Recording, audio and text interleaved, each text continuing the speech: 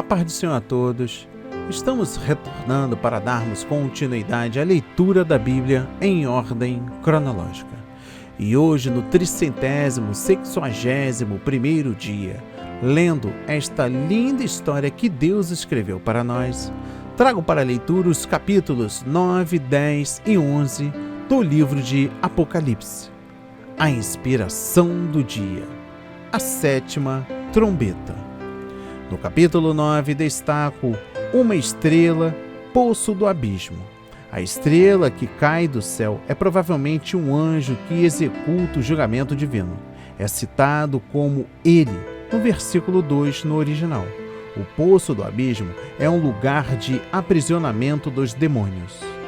A besta, que é o anticristo, sai do abismo, onde Satanás ficará preso por 1000 anos. No versículo 3 destaco: vieram gafanhotos. Estes gafanhotos representam um vultoso número de demônios e também intensa atividade demoníaca na Terra, perto do fim da história. Tem o poder de escorpiões para causar dores e grandes sofrimentos. Seu ataque é dirigido contra os ímpios na Terra durante um período de 5 meses, mas não lhes será permitido atormentar os crentes. No versículo 6 destaco: buscarão a morte e não a acharão. A dor provocada pelos gafanhotos demoníacos é tão severa que as pessoas desejarão morrer, mas não lhes será possível. Este julgamento revela, primeiro, que a iniquidade e a impenitência, com toda certeza, receberão a retribuição divina. E segundo, que quando as pessoas se opõem a Deus e a sua verdade, preferindo o mal, tornam-se vítimas de Satanás. Forças malignas tomarão posse da sua natureza, alma e vida. No versículo 7 destaco os aspectos dos gafanhotos. A aparência e o ruído dos demônios serão aterradores. Suas couraças talvez signifiquem que armas humanas não poderão destruí-los. No versículo 11 destaco: tinham sobre si rei. O anjo que comanda os gafanhotos é chamado de Abaddon, que significa destruição, ou Apolion, que significa destruidor. No versículo 14 destaco: solta os 4 anjos. O 6º anjo solta 4 anjos, que devem ser anjos maus ou demônios, posto que os anjos santos não vivem presos. Os 4 anjos são soltos para matar 1/3 da população no mundo. São soltos junto ao rio Eufrates, porque a história do Antigo Testamento, a área de Eufrates, simbolizava uma invasão militar através da qual Deus exerce julgamento. No versículo 16 destaco 200 milhões. Os intérpretes bíblicos diferem grandemente entre si quanto ao significado dos 200 milhões de cavaleiros. Primeiro, alguns dizem que representam espíritos demoníacos vindo do abismo, sob a liderança dos 4 anjos. Segundo, outros entendem que são tropas de cavalaria, representando muitos exércitos reunidos para a batalha. No versículo 18 destaco fogo, fumaça e enxofre. O que João viu relembra o julgamento de Deus contra Sodoma e Gomorra. Essas palavras são a advertência de Deus no sentido de que aqueles que andam nos caminhos pecaminosos de Sodoma, com toda certeza experimentarão o julgamento de Sodoma. No versículo 20 destaco: não se arrependeram.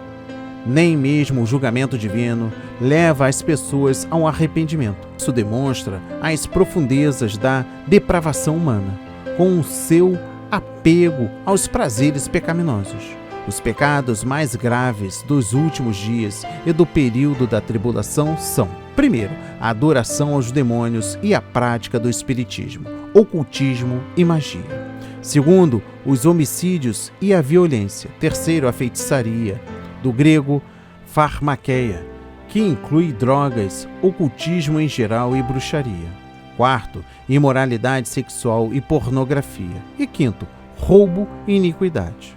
No versículo 21 destaco: das suas feitiçarias. A feitiçaria aumentará muito nos últimos dias, antes do período da tribulação e durante ele. A feitiçaria está vinculada ao ocultismo. Isso inclui a pretensa comunicação com os mortos, poderes sobrenaturais, paranormais e demoníacos com o propósito de manipular ou influenciar coisas ou pessoas. O uso de drogas costuma fazer parte da feitiçaria. No capítulo 10 destaca o versículo 1, outro anjo forte. O capítulo 10 descreve a visão do anjo com um livrinho. É um interlúdio entre a sexta trombeta e a sétima.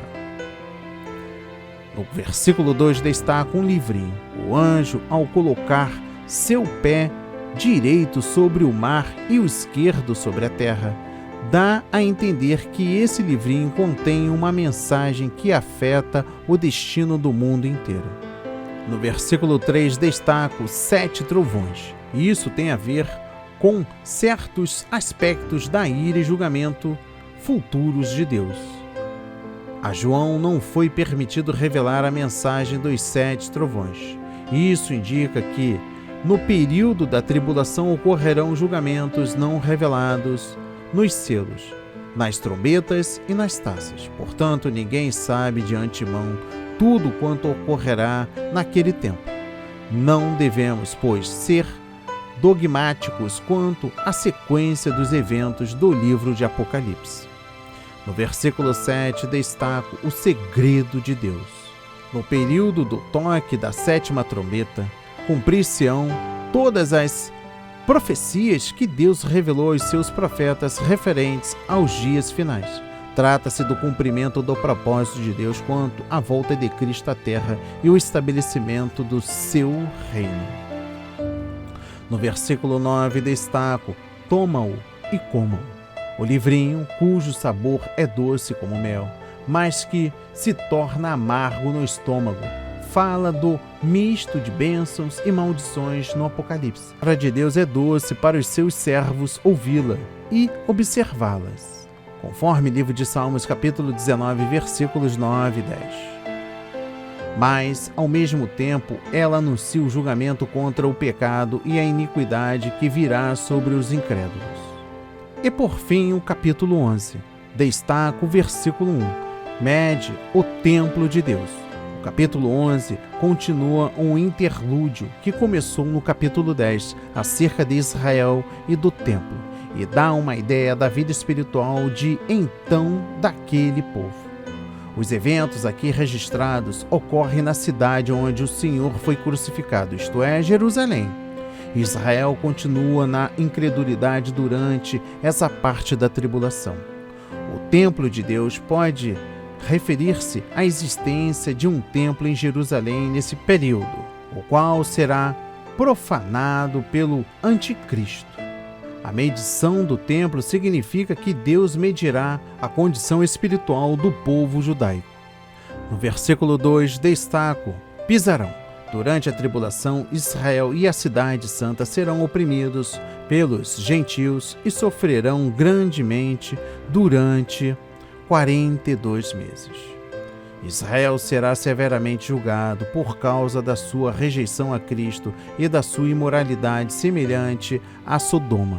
Os 42 meses provavelmente se refiram ao período final de 3 anos e meio da tribulação. No versículo 3 destaco minhas 2 testemunhas.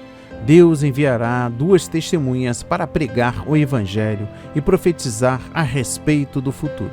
Terão grande poder sobrenatural e exercerão o seu ministério no poder do Espírito.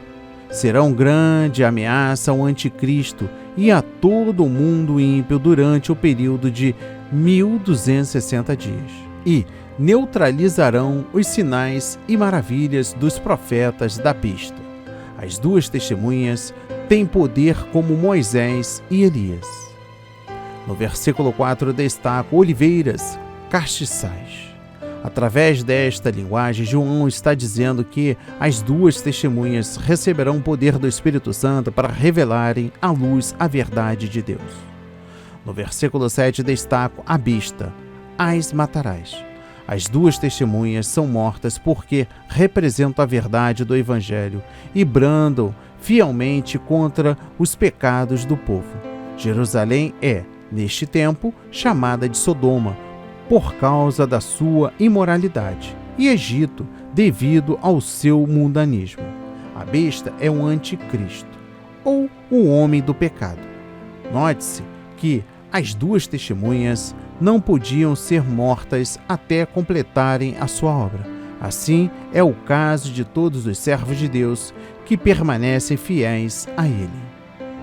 No versículo 11 destaco: caiu grande temor, por causa da ressurreição das duas testemunhas e do julgamento divino. Um remanescente em Israel aceitará a mensagem das duas testemunhas e dará glórias a Deus. No versículo 15 destaco: tocou o sétimo anjo. O soar da sétima trombeta anuncia que o mundo tornou-se o reino de Cristo e que ele reinará para sempre.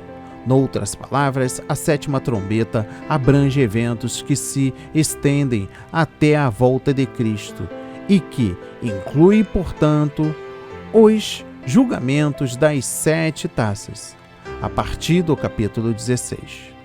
O soar da sétima trombeta é seguido de um trecho parentético, revelando alguns eventos relacionados com o período da tribulação. E por fim o versículo 16. 24 anciãos. Os 24 anciãos profetizam o que acontecerá na vinda de Cristo. As nações ficarão enfurecidas, os mortos serão julgados, e Deus destruirá os que destruíram a terra, isto é, os iníquos. Que a palavra de hoje toque o seu coração, transforme a sua vida para a honra e a glória do Senhor. Leia a Bíblia diariamente, pois este é o verdadeiro canal em que você aprende, conhece a verdade e ouve a voz de Deus. Amém e graças a Deus.